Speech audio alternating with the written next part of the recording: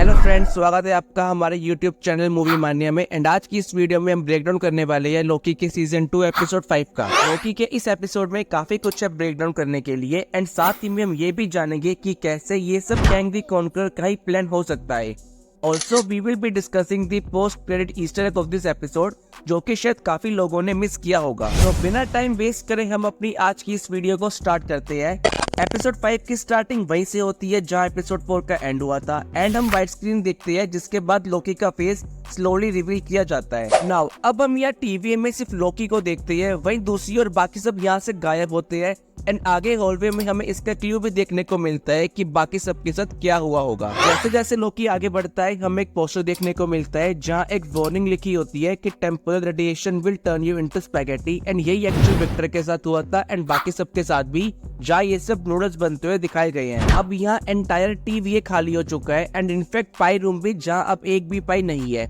इसके बाद लोकी हमें टाइम स्लिप करता हुआ दिखाया गया है सेम एपिसोड 1 की तरह, एंड इसका एक्चुअल रीजन अभी तक हमें नहीं पता। लेकिन लोकी टाइम स्लिप्स करते हुए अपने फ्यूचर सेल्फ से मिलता है, एंड इसके बाद लोकी पूरे एपिसोड में हमें अलग अलग जगह पर टाइम स्लिप्स करते हुए दिखाया गया है। एंड लेटर हमें इस एपिसोड में टीवी को भी डिस्ट्रॉयड होता हुआ दिखाया गया है। जैसे कि लास्ट एपिसोड में हम देखते हैं कि न्यू टाइमलाइंस कैसे टेम्पोरल रेडिएशन को इंक्रीज कर रही होती है, जिसकी वजह से टेम्परल रूम ओवरलोड हो जाता है एंड इसी वजह से विक्टर नूडल्स में कन्वर्ट होता है। एंड ये रेडिएशन रीजन है टीवी की डिस्ट्रक्शंस का एंड बाद में सभी टाइमलाइंस का। लेटर हम इस एपिसोड में कैसी को देखते हैं जो एक्चुअल लाइफ में एक बैंक रोबर होता है नेम्ड फ्रैंक मॉरिस।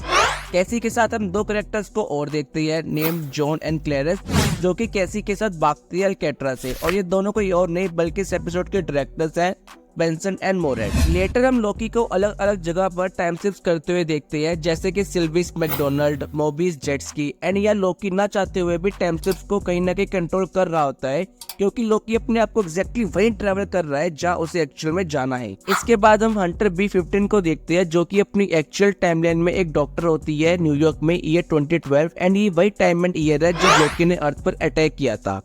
नाउ इस टाइमलाइन में B-15 का रियल नेम होता है वेरिटी विलिस, एंड कॉमिक्स में वेरिटी एक सुपर ह्यूमन होती है जो किसी का भी झूठ देख और पढ़ सकती है, और साथ ही में वेरिटी लोकी की बेस्ट फ्रेंड होती है। हंटर B-15 अपनी टाइमलाइन में काफी केयरिंग डॉक्टर दिखाई गई है, एंड टीवी में भी B-15 का नेचर केयरिंग ही दिखाया गया है। इनफैक्ट ये सभी के साथ दिखाया गया है, जहाँ एक तरफ ये सब टीवी में अपनी पर्सनल लाइफ को बोल चुके हैं, वहीं दूसरी ओर ये सब अपनी पर्सनैलिटीज नहीं छोड़ पाते। मोबियस अपनी एक्चुअल टाइमलाइन में जेट्स की इसको सेल कर रहा है जैसा कि उसने हमेशा से प्लान किया है, एंड ओबी एक टेक जीनियस दिखाया गया है। नाउ वी सी मोबियस जो कि अपनी एक्चुअल टाइमलाइन में जेट्स की बेच रहा होता है, एंड फाइनली मोबियस हमें अपना ड्रीम पूरा करते हुए दिखाया गया है। इसके बाद हम ओबी को भी देखते हैं उसकी रीजनल टाइमलाइन में, जहाँ ओबी एक साइफाई ऑथर होता है। इसके बाद हमें ओबी का वर्कशॉप दिखाया जाता है, जो कहीं ना कहीं ओबी के टीवी वाले वर्कशॉप से काफी सिमिलर है, जैसे कि वैक्यूम ट्यूब मशीन, डोरवे की shape, shelves, fans etcetera. And इससे हम ये गेस लगा सकते हैं कि टीवी एक्चुअल में इन सब की ओरिजिनल मेमोरी से बनाया गया है,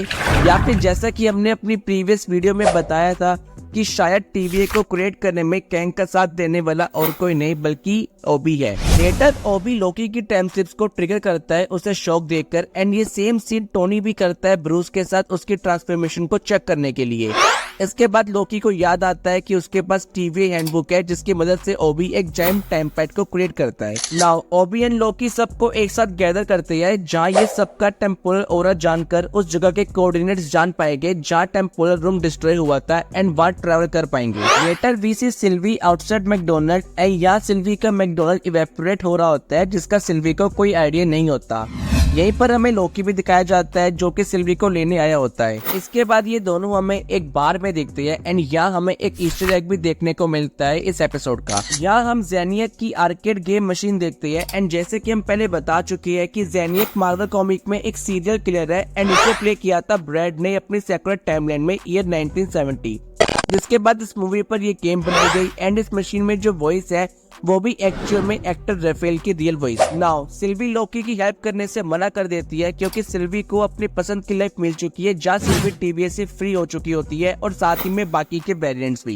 यही लोकी सिल्वी से कहता है कि वो अकेला नहीं रहना चाहता, एंड ये रीजन है लोकी का टीवी को बचाने का, क्योंकि लोकी के सभी दोस्त टीवी में ही है। सिल्वी को लगता है कि वो सब अब फ्री है टीवी से, पर एक्चुअल में ये सब कहीं ना कहीं ही यू रिमेन्स का ही प्लान लग रहा है।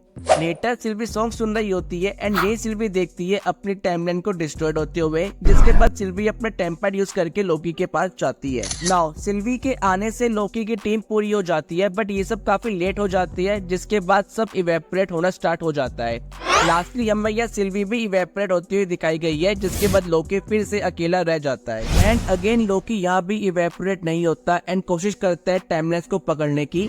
फाइनली लोकी का वर्स्ट फियर उसके सामने आ जाता है, जहाँ वो अलोन नहीं रहना चाहता एंड लोकी का ये फियर उसे हेल्प करता है टाइम को कंट्रोल करने में। लोकी यहाँ पहले की तरह अपनी बॉडी को मूव नहीं कर रहा टाइम ट्रेवल करने के लिए, इंस्टेड लोकी अब यहाँ अपना माइंड यूज कर रहा है। नाउ लोकी अब फाइनली टाइम स्ट्रीम के इवेंट्स को रीराइट कर सकता है जैसा वो करना चाहे एंड लोकी ये सेम बात ओबी से कहता भी है।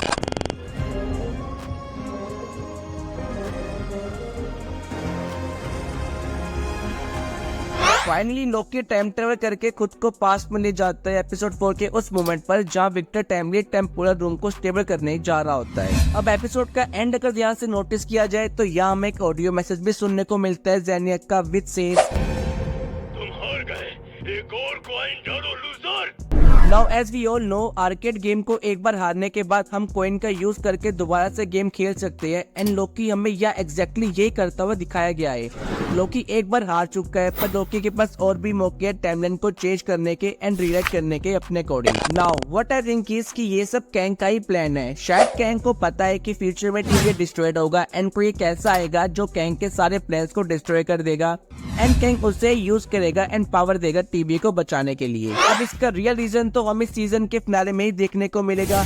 आपके क्या थॉट्स है इस एपिसोड के बारे में, आप हमें अपने थॉट्स कमेंट करके जरूर शेयर करें एंड अगर वीडियो अच्छी लगी हो तो वीडियो को लाइक करें, चैनल को सब्सक्राइब करें। मिलते हैं आपसे अपनी अगली वीडियो में, तब तक के लिए goodbye and see you soon.